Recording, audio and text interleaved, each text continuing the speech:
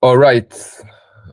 So welcome everyone to this walkthrough, this demo presentation of ExDivWatcher, so our main side product, basically derived from some of EarningsWatcher's functionalities, especially the algorithms behind the strategies and the weekly insights.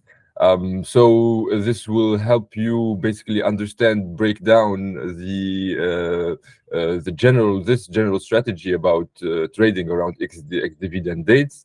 That's perhaps not familiar to everyone. So this is a way easier strategy, way easier context and period than earnings. This is why it was sort of an easy win and low-hanging fruit, if we can say, to apply our algorithms for these contexts. And by the way, this is something we keep doing. So we also have other, say, extensions or applications in the pipeline. And so the idea, as we will see, is to build this statistical approach, this edge around these ex-dividend dates. Through again our classic approach of leveraging statistics, machine learning, big data to find patterns basically behind behaviors that we can profit from.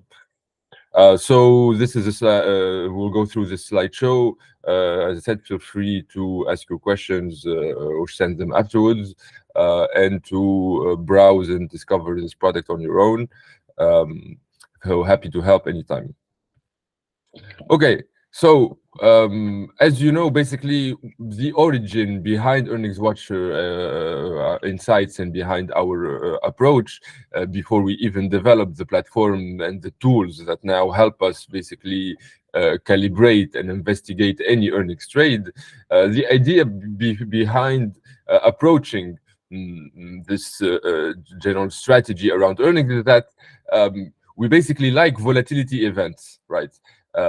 We like these periods in the markets where we know some action will happen or is supposed to happen, that gives basically room to a margin in the pricing of the options and how the market prices in these incoming volatility and incoming behavior.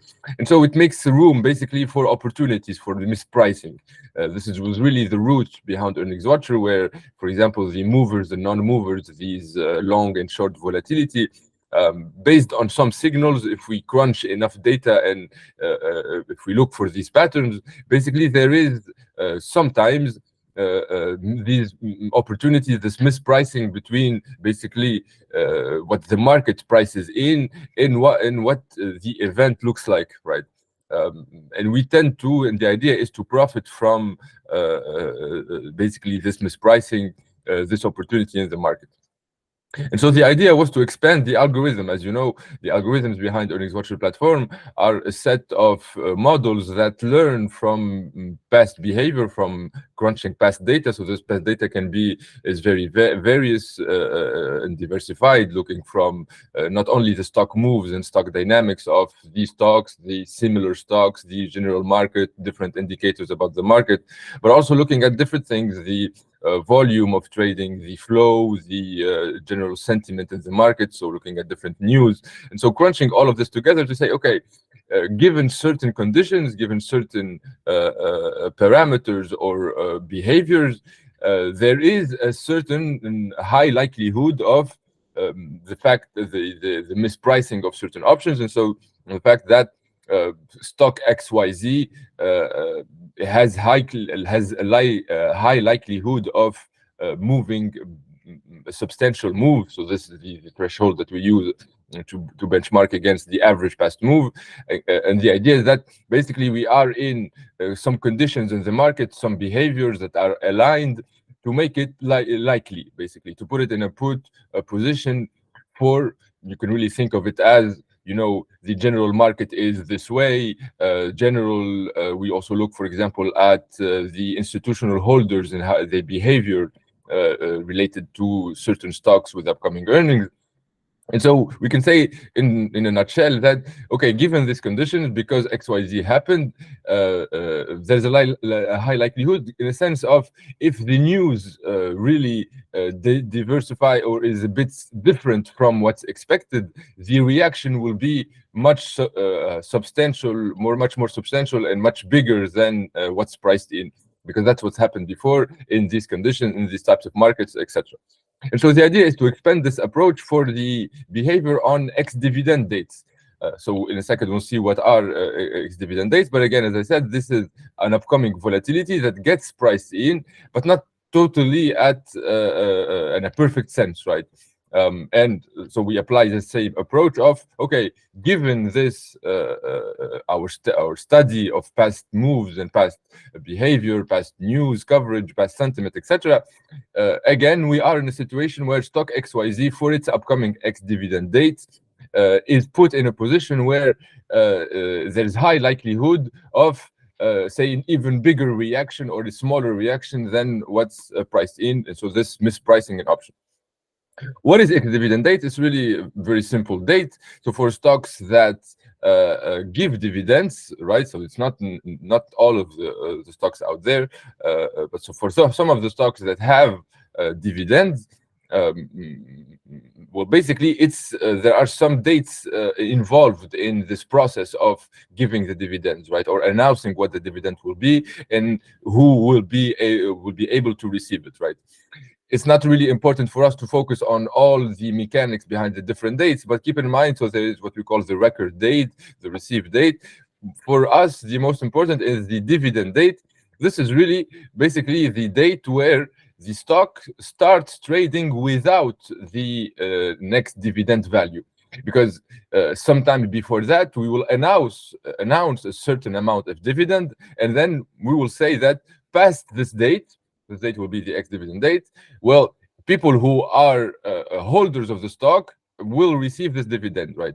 And so in the evaluation and the pricing of the stock itself, it is very intuitive to subtract the value of the dividend from the stock value at this date, because you will be receiving that amount later on another date, right?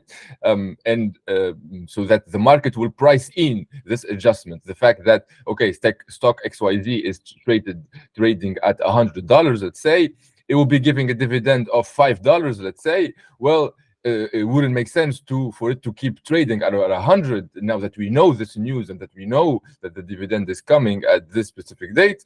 Well, and the date is the ex-dividend, by the way. Well, then just after the ex-dividend date, because remember, that's the date where technically the holders of the stock will be able to receive the dividend. Past that date, the market will adjust for the stock to trade around 95.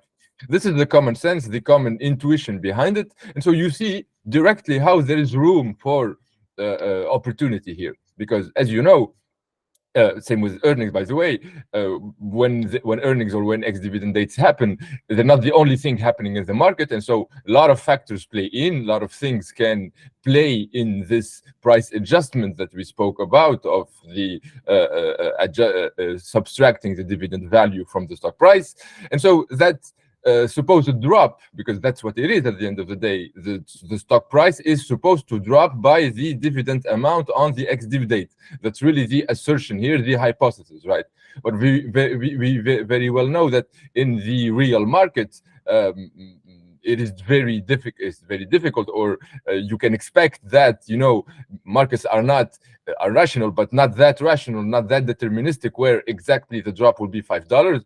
Perhaps it will be less, perhaps it will be more, depending on many other factors. And so we can see that, okay, perhaps there is room here to, again, applying our approach of statistics and machine learning on past data to see, for this upcoming ex-dividend date for the stock, we are in a position where, the dynamic of the drop will be influenced by many other things, or has a high likelihood of not meeting the exact expectation being the intuitive, logical one of, okay, the stock will start trading without its dividend value, because you will receive the dividend. And at the end of the day, what does that mean? It means that market participants are aware of that hypothesis, and so they price it in their trading, right? That's what you would expect to see in the market, that most of the market is made from institutional holders and institutional traders, also a lot of retails through that. But it's assumed that everyone is aware of this news, just as everyone would be aware of earning news, right? When Nvidia, I don't know, for example, raised its guidance, well, now everyone is aware of that. And so what happens at the end of the day is that they take it in their own models that calculate the valuation of the stock, right? So they do their own calculations. They find that, oh, well, now Nvidia should be trading at 300, 400, whatever it is. And so they go ahead and buy the stock. And that's what, at the end of the day, makes the momentum for the stock to actually rise. But the idea is that rise is coming from the awareness of everyone in the market. Everyone is rational in the market and makes good studies of what they're doing, and so the move will reflect that, right? Well, same thing for dividend, is that you will price in this drop, but again, it's not a perfect market, and so even though now this will be the signals that should drive the market, many other things can happen, and so we want to profit from this opportunity around this date. This is really, in a nutshell, the idea behind Ex-Dividend, and so this opportunity that we try to profit from. So, as I said, the slide pretty much sums up this whole discussion of the expected drop and how it gives room for inefficiencies. Let's take a look directly now and start looking at some numbers to try to quantify this aspect and see how we can basically pinpoint it and make some insights or recommendations out of this study. So let's take a look at one famous, somewhat famous dividend date, name, Zeem, so the steel manufacturer. Now they have dividends, have been having dividends for a long time now. In this quick sample of data, we see basically a breakdown of the past ex-dividend dates, right? And keep in mind, what we want to look at here is, okay, let's see how effective was that drop in the stock price on the past ex-dividend dates corresponding to the past amounts, right? Remember, here, same as we did with earnings, where we would benchmark each move versus the past average move, but the past average move on that date, right? Well, here it's a bit more sophisticated, where we need to look at the dividend of that date, because dividends change also at the same time.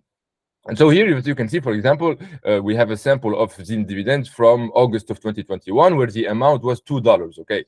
When you can see where a few months later in 2022, the amount to the dividend was 17, okay? Then it adjusted back to 285. So it really depends on the dynamic of the company, and this is something we take into account, okay? Now, what we want to look at is how true was that hypothesis that the stock price will drop by the dividend date on the ex-div date specifically, right? And so let's look at it from simple metrics. Let's look at the close a day before the ex-div, and then the stock behavior on this ex-div date, okay? This is the date of interest for us. And let's look at the price at open, the price at close, and especially what's interesting for us, and even though it's a bit conservative, let's look at the lowest price that happened on the day of ex-div, okay? So this will translate the basically maximum drop that happened, even though it may not have been sustained throughout the day, and maybe it was the maximum drop, but it still gives us an idea that, okay, at some point that happened, right? And so we basically compute this difference between the close at the previous day and the close on, the low on the ex-div date. Let me quickly actually activate something so I can make this a bit more interactive. So you can see my screen, see some action on the screen. All right. Okay. And so this is what you see. Oops. In the low column, okay, this is the low column showing the lowest move happening on the ex-div day. This is the close before on the day before. Okay, now then we look at the difference basically. Now keep in mind that that difference should be the dividend amount. Okay, this is what the theory says, and this is the behavior we're trying to study. Now we see that, okay, in some dates it was exactly the case. Look at, for example, the first date we're looking at here, a $2 expected drop, and exactly 2 and 3 cents happened, right? If we look at the lows that happened in the day, by the way, that was not sustained a lot. I keep say, for example, here in a quick remark, how by the end of the Ex-Div date, it basically the stock ended up even higher than the close in the previous day. But that dynamic was still true during the day, right? This is what was interesting for us. But this really quick remark that shows us the rationale, the fact that there is, that hypothesis of the stock should trade of its value minus the ex-dividend amount. It's not always that correct, and it's not always applied perfectly, right? And you see here some variations of it. But nonetheless, the drop happened exactly as expected. We see the date before that, also the same thing, 257 versus 250. So very sharply closed. This is actually reassuring that, okay, at least the market does show expected behavior at some point. But it's not always the case. See, on that different, when the amount raised a lot to 17, the drop was only 14, right? So big difference between. And if you look at actually dates before that, we do have some discrepancies, some quite big ones, for example. This one of $5 drop versus only a 255 expected, a 7 versus 4, and a 4 versus 2 again. So these are basically dates that we're interested in, because theoretically, it was supposed to drop by 2. This is what the market was pricing in. This is what ended up happening, nearly double, basically, nearly double that move. And so directly here, we can think, okay, maybe on those dates, if I was directly on top of my head holding puts, okay, if the puts, now we need to look at the puts, and that's what we will do in a second, but hypothetically, intuitively, the puts pricing on the weekly or this coming date, their break even, their implied move, that notion that we very much interested in earnings. Well, the implied move should reflect this amount, right? They should reflect this expected amount, because remember, the market is rational. It is pricing in this amount, and even in options theory, this should be reflected, okay? But so the break even should be around this value of 2.4 or 2.95. But then if the move is actually double, where here it's pretty much the same as earnings, right? Where we in movers, we're long volatility, we're expecting a certain implied move. The actual move that happens ends up being here even more than double. It's very profitable for us, right? The realized move was higher than the expected one, and this is where we are profitable. And so we are now we'll be looking at dates, say, as Zim on these dates. This is exactly what we want our algorithm to be able to do, to spot these dates, okay, and make us basically take positions with a high likelihood of the stock being higher than the drop being higher than that dividend amount. Now, let's develop a bit more this approach and a more statistical or mathematical modeling. Now, quickly, we need to point our model, our algorithm, our machine learning algorithm, to look for something. Okay, what are the events that are interesting for us that we want to spot?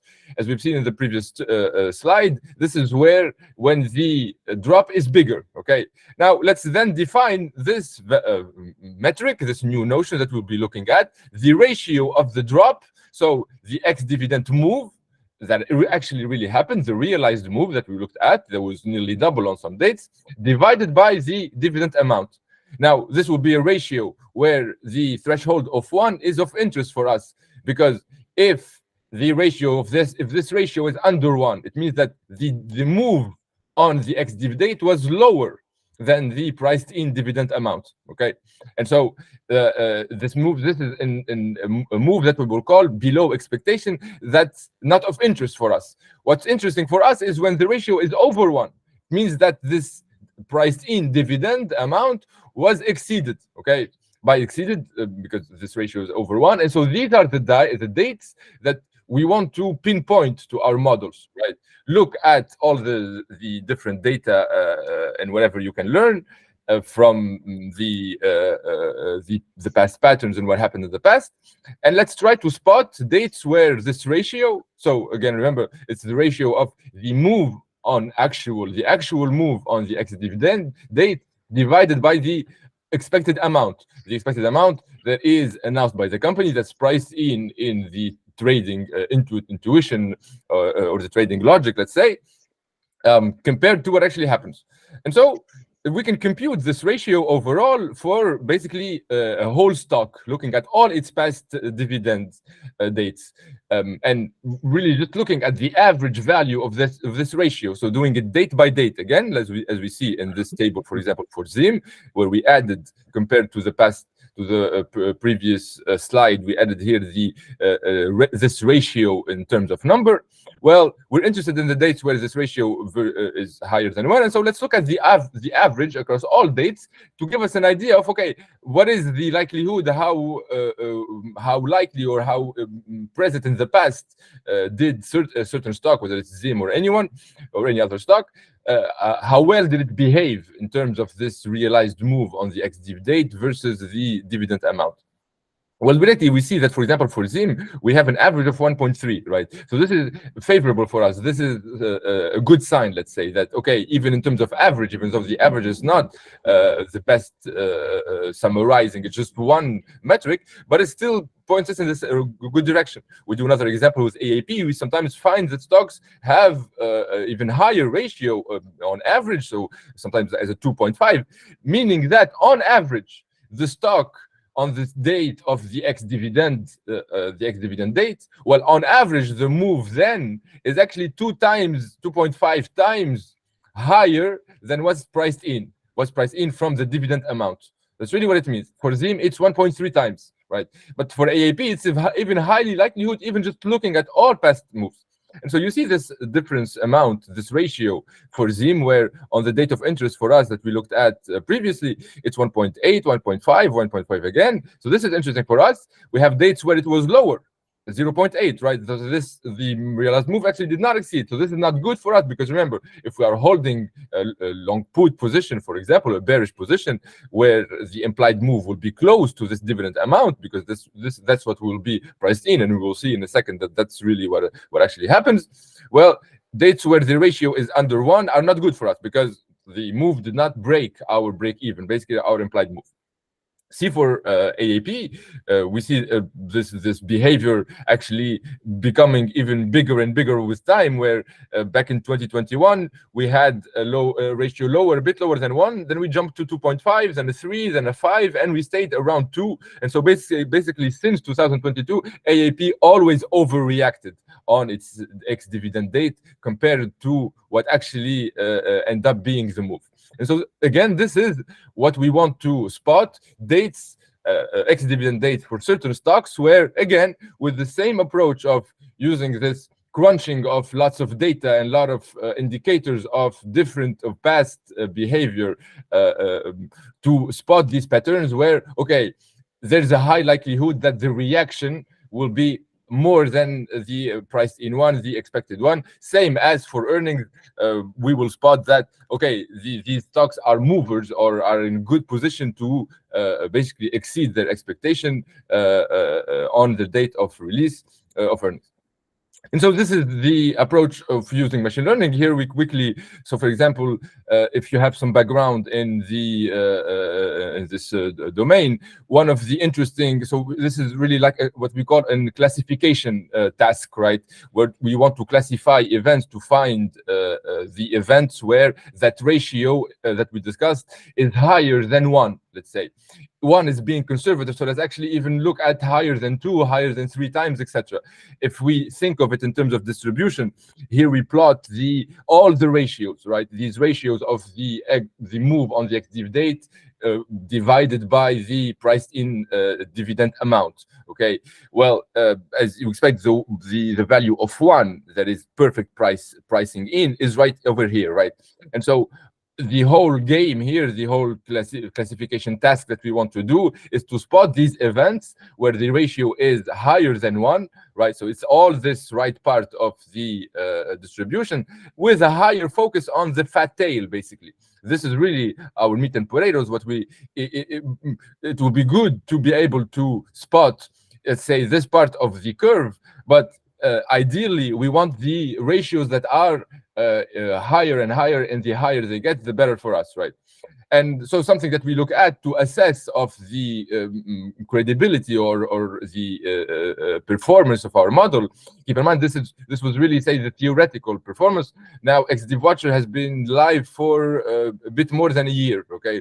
And so it as same as Earnings, it also actually showed its performance real time, and so you can visit the past breakdown with full results of every week's insight for over a year now, and we find that performance that we found, let's say back by back testing again, but smart back testing, because this is really involving machine learning in a sense where you need to make the model speak for themselves in terms of if they make a prediction on a past date, they take into account only past information from that date and so on. Okay, and so we find that the theoretical performance was really close to the actual performance, and so we obtained an ROC score. The ROC score is really a metric to quantify the effectiveness of the performance when we're looking at labels. Okay, 0 or 1s. This is what we're doing. We're classifying.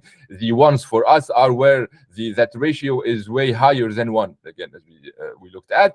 And so we're able, keep in mind that a 50% is really like a coin flip, okay?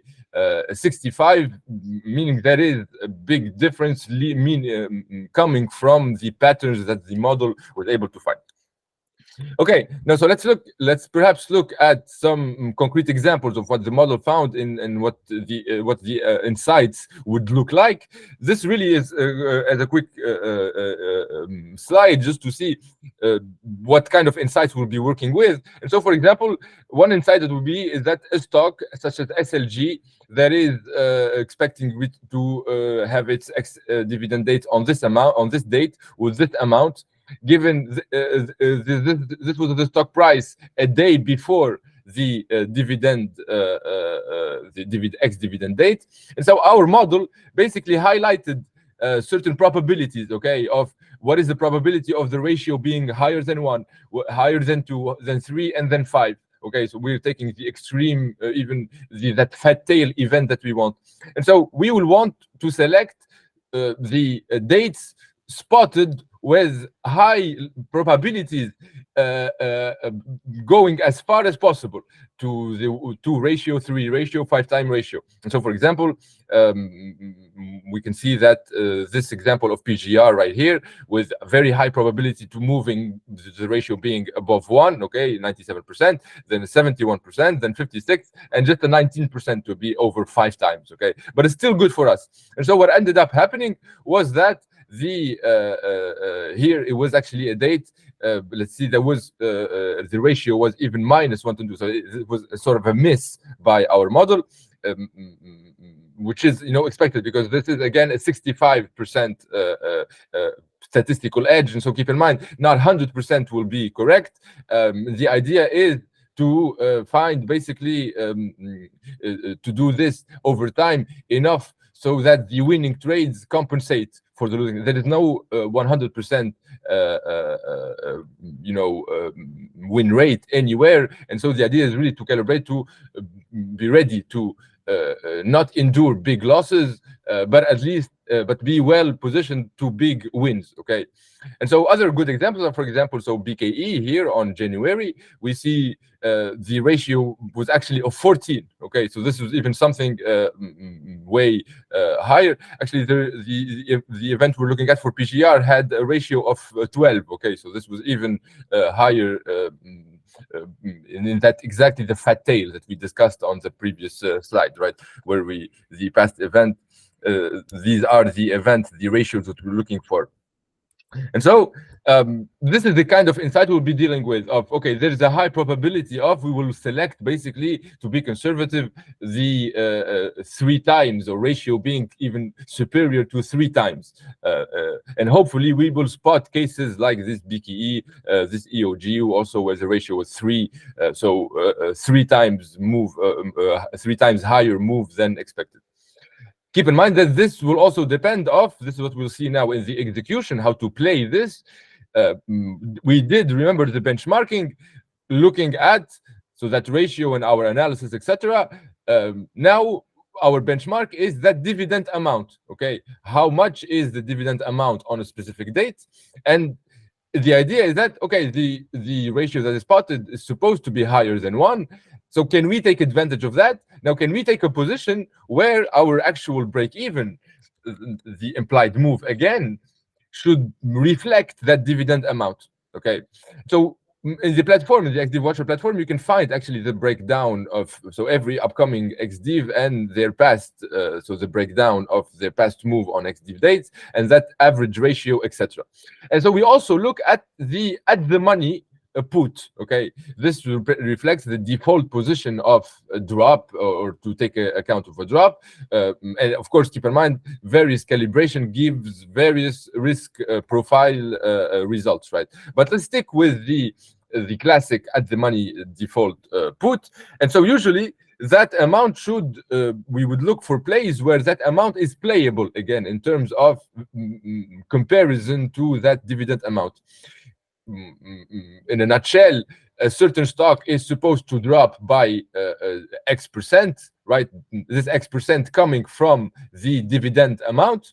And now we will look at the break even and try to find the break even at least 2 times the expected drop. Okay, we are even more conservative in our approach, where we're saying, okay, let's not hope for the drop to be just the amount, just the same amount of the X dividend. Let's hope for it to be 2 times that amount. Okay, and so, for example, we see here a position on PCAR for its dividend date, where the at the money call had a break even, and again, so these are low values because we're looking at a daily event. So this is really for swing play, sort of 0.70% break even, right? So we need the stock to drop more than that amount for the holder of the call to be profitable. And now we look at the Ex-Div amount. Okay, the Ex-Div amount was 25 cents, and so that makes, in comparison to the stock price at the time, so before the Ex-Div, for a break even of 0.03%. Okay, and so here we're saying that, okay, given the theory of ex-dividend dates, this amount of drop should happen on the ex-dividend date. Okay, now we did all our analysis in our models, etc., and so we found that PCAR actually has a high likelihood of dropping even 2 times the amount of the ex-dividend amount. Okay, and so our position is that PCAR should drop more than 2 times this, so 0.6%. This is the theory, the thesis we're going into. And now we need to find a play that reflects this position, a play that would be profitable when the drop is 2 times this, so to 0.6%. We find that the smallest we can find, or even if we look at just the default at the money call, we have a 0.7%. Close enough, okay? Close enough, meaning that we can now comfortably take position on this put, saying, okay, it's pricing in basically 2 times the expected drop, but our study, our models have pointed this stock as having a high likelihood of moving, of that ratio being even higher than 2. As we've seen, we select for at least 3 times, and even higher for the fat tail of even 5 times, okay? And so this puts us in a favorable position where, okay, now we want to profit from that drop with this at the money put, and so see how the higher this value of the amount comparison to the at the money call, the more favorable for us. If the single amount, the amount of drop was directly, say, 1%, okay, this makes it an even favorable position, because the at the money call is basically pricing in a lower move than the simple dividend drop. Okay, and this happens a lot, by the way. A lot of our insights, the implied move will be even lower sometimes than the expected drop. Well, this is even better for us, because we don't even need for the ratio to be higher than 2. We will select exactly that play. Now, the very important other thing that I want to highlight here is that what makes this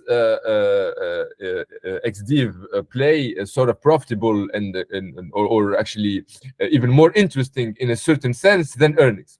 Remember, earnings, so it's the same sort of dynamic where there is this expected behavior, this expected move, and then we take advantage of the dynamics around it, basically, that there will be some certain mispricing, there will be a certain unexpected move because of X, Y, and Z.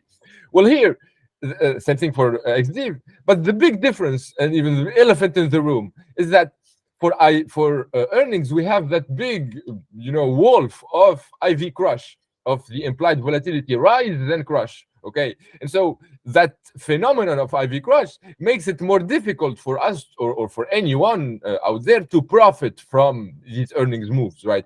Because what is IV crush at the end of the day? It really means that Apple have their earnings next week. Okay, well, on any average day, any classic day to trade, if you are taking a bullish position, say, let's keep it directional and make it easy, a bullish position of Apple moving upward, okay, well, say on any average day, you will find an implied move. Again, implied move, this is really what we need to look at, is it's quantifying that bullish thesis of, okay, by how much will it move? Well, on an average day, by how much will not be a huge value. Okay, it will be maybe 0.5% to 1% to 1.5%. Okay, meaning that the barrier to entry, okay, for this bullish play or bearish play or whatever, is lower. You don't need that much of a move. Even a low move on an average day will make you profitable, right? Well, on earnings, the barrier to entry is now higher, right? Because say you want to be bullish on Apple for its earnings, well, now your break even will be 5%, 6%, meaning that, sure, okay, you can take that position, but now for you to be profitable, the move need to be substantially higher, right, than your average day around earnings or before earnings or any other day. Why? Because, well, the market knows that there is this big behavior and this big news anticipation around earnings, and so it makes the entry more difficult, and so also the risk reward, right? Where now going with a simple call or a simple put or a straddle or single or whatever onto earnings, if your theory or your thesis is wrong, well, you will lose, and the amount of loss will be from that IV crush, and it will be substantial. Okay, you will not get away with just a 5%. You can, and this is the whole EarningsWatcher platform and tool, but it demands work and calibration, etc. The classic directional or straddle or any long, just pure long position will get decimated again, depending on the expiration, etc. If the thesis is wrong, because IV crush will crush you plus the theta decay, etc. So it makes the bet on earnings a bit more difficult, or at least demanding more work, okay? Because you can avoid that IV crush, as we all know. You can, there's ways to minimize it, etc., using iron condors, using next expirations, all sort of things that you can put yourself in a more favorable risk reward, right? Now, bring it back to ex-dividend. Here, the benefit for us, the blessing, is that there is no such phenomenon of this IV crush, of this extra layer of complication or barrier to entry. Well, meaning that if you want to bet on ex-dividend date moves, well, at the end of the day, it's like betting on any move on any other day, because there's no IV crush or no IV rise leading up to ex-dividend dates and after the ex-dividend amount. And so what does that mean for us at the end of the day is that when we take that put that we took on the first slide, right, this at the money, whatever is weekly put, etc. Well, if our thesis is wrong, we will still be able to close it as any other put on any other stock. So the only thing playing against us here is theta decay, okay? And now if we play it with minimum exposure, meaning we enter before close, a day before Ex-Div, and then we close the next day, okay? So we're only exposed to half a day of theta decay. That's even more favorable for us, because that's the only thing we're risking. We're risking, okay, for weekly positions where the ex-div dates are on Thursday and the expiration is on Friday. Sure, the theta decay itself, if I'm out of the money, for example, or even at the money, the theta decay, especially because the theta decay is even bigger and more substantial close to the expiration. So if the ex-div is on Thursday for an expiration on Friday, you're getting the most of theta decay playing out, right? But again, it still will be for an at the money position, what, 20%, for example, something like that. And if you do, again, this is a simple long bearish position. So if you do spreads, for example, or use next expirations, etc., again, you will be able, the downside basically is the same downside as any other trade on any average day, without that barrier of Ivy crush. So this is what's again interesting for Ex-Div, because we can get away. Basically, this is not, I don't like the expression of a safe bet, there's no such thing, but this is a more favorable bet. This is a bet with not a lot of blowback or drawback if the thesis is not correct. And so here we have the example execution of the previous put we looked at. So at the money, pricing in 2 times the expected drop. Now, what ended up happening is that the stock dropped 1.3%. Okay, so it was even actually around 4 times. This is again in the fat tail of that distribution that we were looking at, and the ratio ended up as expected being higher, as we can see in the comparing in the stock price here at close and then at open. So this is the drop that we're interested in.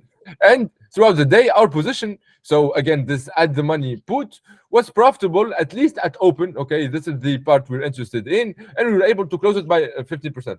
Now, okay, this is a great scenario. This is a win, so perfect. Now, if it was not a win, if it was the move happened to be not to exceed the expected dividend amount, well, again, I would have still been able to close that put with minimal exposure, with this minus 10%, for example, or even lower if I'm deep at the money and if I compare the break evens, etc. So again, as with earnings, you know, we preach for putting yourself in a position where you can lose, okay, 30%, but the realistic profit can be around 100%. Okay, we always preach to put yourself in these types of positions where 2 things: there is the likelihood of success. The likelihood of success, earnings or Ex-Div, it's coming from, you know, that analysis of at least the ratio here for Ex-Div, you know, that move on day of dividend compared to the dividend amount. And on earnings, it will be your implied move versus the past average move, the median move, and whether it was spotted by our insight or not. That's the likelihood. Now, your risk profile is the second important thing of saying, you know, if I have a high likelihood trade of a trade that's likely to win at 99%, let's say, okay, perfect world scenario, a stock that moves on average 20% on earnings, and putting a random example, I find an implied move of 1%. Okay, this is a blessing. This is just really a free gift. Well, still by that, I need to look at my risk profile. If what do I gain? What do I stand to gain, or what do I stand to lose? If I find myself in a position where I can lose 100%, or even worse with short positions, I can lose 200, 300, minus 1,000%. This will be owning money in plus of that trade for just 10% gain. Okay, that's not a very interesting trade for me to take, even at the 99.9 win rate, right? Because it only needs 1 loss for me to decimate all my wins, basically. So I never put myself in that position, whatever the likelihood of move it is. This is, by the way, the case of, you know, this exact scenario of a very high win rate, but very bad risk profile, is like selling options on the day of expiration. Okay, selling options on Friday. Well, sure, what can happen on Friday? What will be the worst that can happen on a single day? That you can consider that as free premium together. But you know, it demands one time where there's bad news or something happens. You know, that like with Microsoft last week, where the OpenAI news happened on Friday a bit before close, right? Where if you were open short positions on that, right? Well, even though a high likelihood, you were in a very bad risk profile, because that premium that you were taking, whatever it is compared to your capital, of 5% to 10%, well, it's not worth the downside, that minus or losing or a whole account. And so this is exactly why for Ex-Div, the downside is here really conservative, really minimal. Okay. This is another example of TGT here, where the drop was even more substantial, as you can see, even though it readjusted during the day. So keep in mind that, again, this is something where you can program your own take profit or stop losses for a certain amount, and conservative amounts, right? As you can see, we with at the money call or at the money put for this drop, we aim at a 15%, for example, a 20%. You can see in the past recaps of the live results since the year ExDivWatcher was live, our profit and losses are, ranging from the worst losses would be a 30%, 40%, even if we went out of the money on Ex-Div dates that were on Friday, okay, the same expiration date. But again, on the other side, also the profits should be conservative, okay? So 20, 30, 40%, even less sometimes than that. And keep in mind that calibrations of okay, now what is the call, the at the money call break even? We recommend to keep it simple, okay? And even our insights will not be selected if the at the money call put did not have a favorable setup, right? In all of the earnings, the ex-dividend insights, you will see that were live for the last year. All the current market expectations, so the current at the money put break even was always comparable to the ex-dividend amount. So we do that selection for you, but we always recommend that you do your own also if you'd like to expose yourself more or less, or for example go with next expiration and see where that the break even will be. If sometimes in certain market conditions, the break even of the next expiration can be very close to the break even of the closest expiration, right? And so that basically makes it the same setup where I'm just exposing myself less and so that impact of theta decay is minimal, even for half a day holding, if it's 2 weeks ahead in expiration, right? But even staying with the at the money put will still be profitable, and so we will close for minimal amounts and of losses and profits, conservative, ranging from 20 to 30%. And as I said,